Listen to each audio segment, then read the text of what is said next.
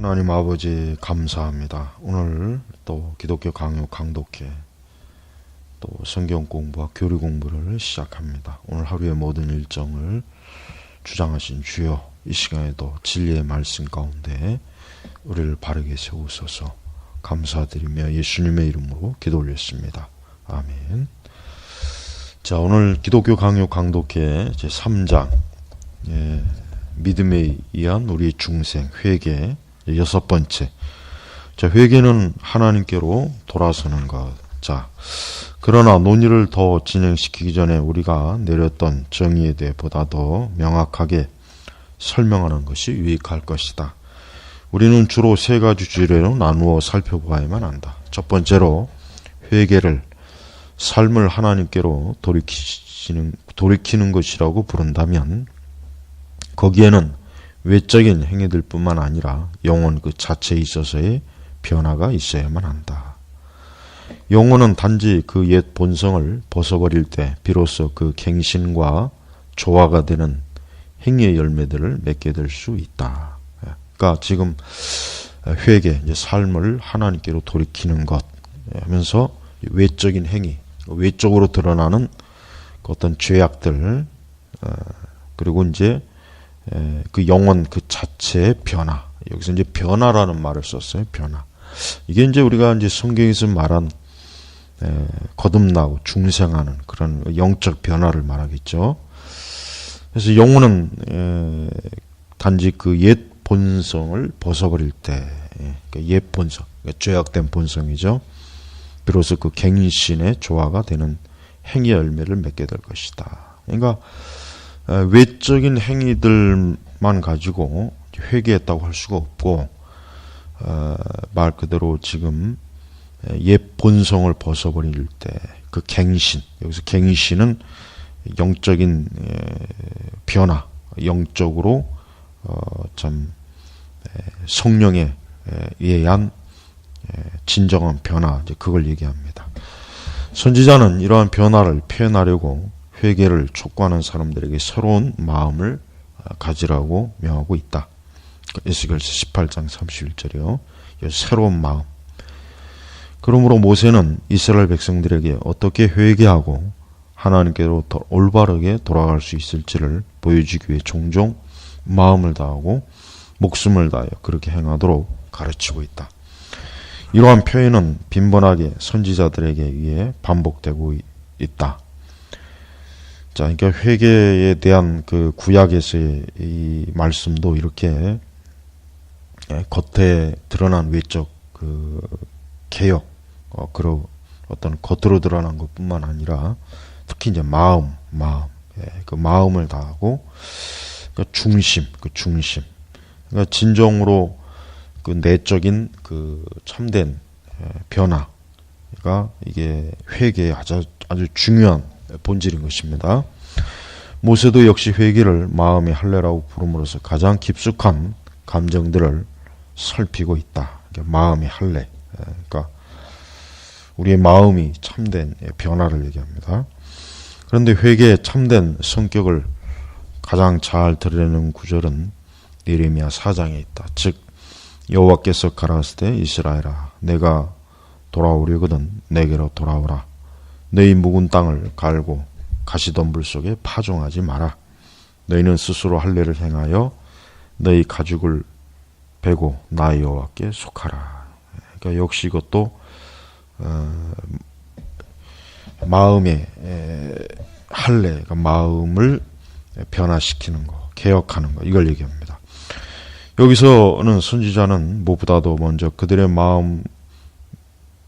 가장 깊은 마음 속에서 사악한 것을 제버리지 않는다면 의를 추구하려고 했어도 아무것도 성취하지 못할 것이라고 선언하는 것을 볼 수 있다. 사악한 것을 제버리지 않는다면, 그러니까 죄를 이제 제거하는 거죠. 마음에서. 또한 그들의 마음을 철저히 움직이기 위해 그는 그들에게 경고하기를 그들이 대면할 분은 하나님이신데 그에게는 속임수가 아무런 소용이 없다. 그러니까 하나님을 속일 수 없다 이거죠.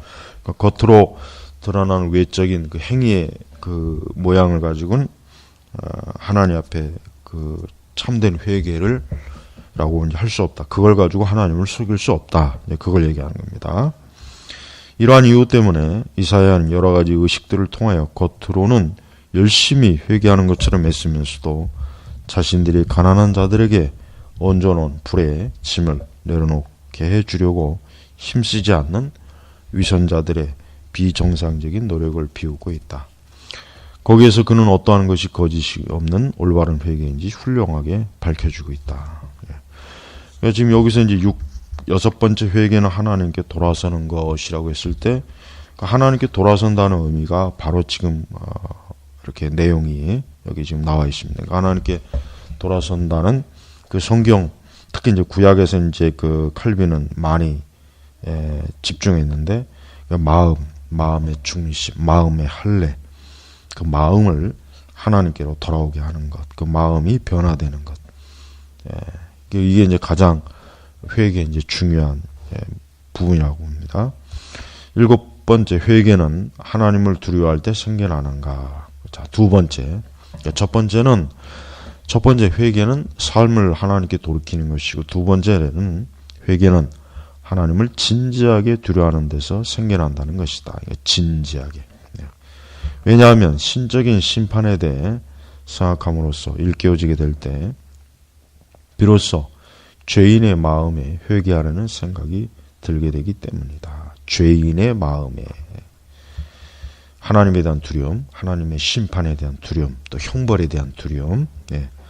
하나님께서 언젠가 심판대에 오르셔서 모든 말과 행위에 대해 계산을 요구하시게 될 것이라는 생각이 마음속에 깊숙이 철저하게 박히게 되면 비참한 죄인은 평안하게 쉴 수도 없고 한순간도 자유롭게 숨을 쉬지도 못하며 자신의 심판대 앞에 견고히 설 수 있도록 하기 위해 계속적으로 다른 생활 방식에 대해 생각하게 된다.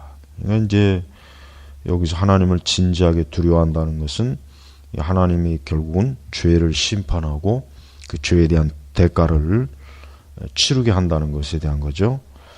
그러니까 이러한 그 두려움이 있을 때 자신의 죄를 떠나고 자신의 그 죄에 대한 돌이킴, 또 그 죄에서 진지하게 그 죄를 올바른 관점으로 보고 더 이상 그 죄에 머무러서 안 되겠구나 하는 이런 생각을 하게 된다 이겁니다.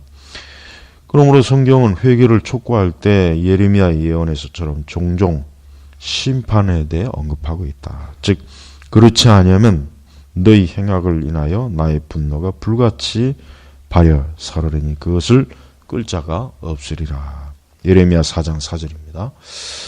우리가 이제 이렇게 회개에 대한 그 부분에 있어서 하나님께 대한 진지한 두려움은 참 중요합니다. 그러니까 현대 복음주의가 이러한 것 없이 그냥 뭐 회개했다 이렇게 말하는 것은 대단히 그 잘못된 게 많죠. 그러니까 하나님에 대한 진지한 두려움이 없이 나는 회개했다라고 한다면 좀 문제가 있는 거예요. 그거는 올바른 그 회개가 아니라고 하는 것을 지금 얘기하는 겁니다. 오히려 그래서 바울이 아덴 사람들에게 설교할 때 알지 못하던 시대에는 하나님이 허물지 아니하셨거니와 이제는 어딘지 사람을 다 명하사 회개하라 하셨으니 이는 정하신 사람으로 하여금 천하를 공의로 심판하는 날을 작정하시고 라고 했다. 그리고 그 밖에도 다른 구절들이 많이 있다. 그렇죠. 그러니까 분명히 하나님께서는 신구약 전체 이 죄인들의 죄를 심판하는 날을 하나님께서 아주 명확하게 계시했는데 그런 그 심판의 날이라고 하는 것은 결국은 죄인에게 있어서는 참 형벌의 날이고 죄인에게 있어서는 가장 두려운 날이고 무서운 날이죠. 그래서 이제 사람이 어쨌든 하나님에 대한 이 두려움이 생겨야 일단은 회개 길로 들어서는 아주 그 참 가장 진지한 특징이 영적 특징이 바로 이것입니다. 성경은 종종 이미 가해진 형벌을 통해 하나님께서 심판자가 되심을 선포함으로써 죄인들로 하여금 적절한 때에 회개치 아니하면 더욱 큰 벌이 내리게 될 것임을 생각하게 됩니다. 회개하지 않으므로 계속해서 그 벌이 쌓인다는 거예요. 이것에 대한 신뢰는 신명기에서 찾아볼 수 있다.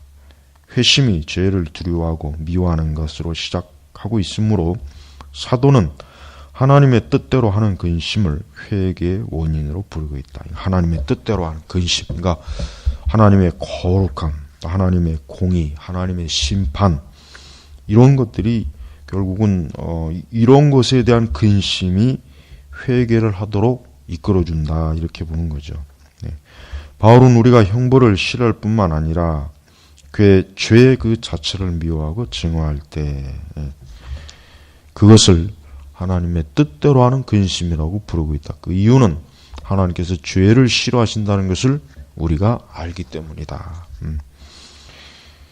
그러니까 죄를 싫어하시는, 또 죄를 미워하시는 하나님의 그 거룩한 하나님의 그 마음, 하나님의 뜻을 아는 게 참 중요합니다. 이것은 전혀 이상한 일이 아니다. 왜냐하면 우리가 날카롭게 찔리지 않으면 우리의 육신의 게으름이 고쳐지지 않기 때문이다.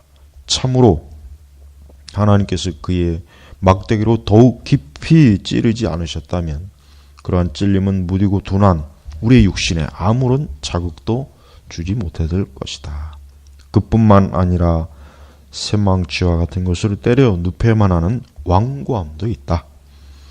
그러므로 우리의 본성이 부패했기 때문에 하나님께서는 우리를 위협하실 때 혹독한 방법을 사용하실 수밖에 없다. 왜냐하면 잠든 자들을 부드럽게 달래는 것은 아무런 소용이 없기 때문이다.